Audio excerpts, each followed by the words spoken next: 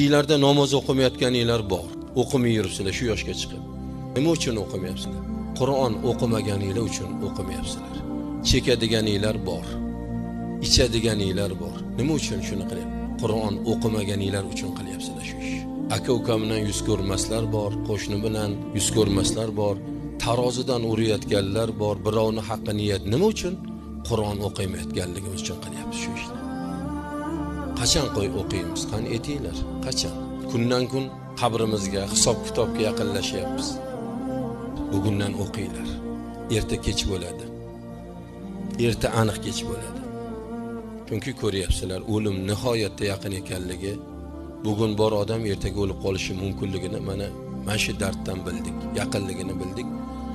Shuning uchun bir kun bo'lsa ham xayrlik ishga, Allohning baytiga, ibodatga harakat qilib qolaylik. Peshonamiz sajda ko'rib qolsin.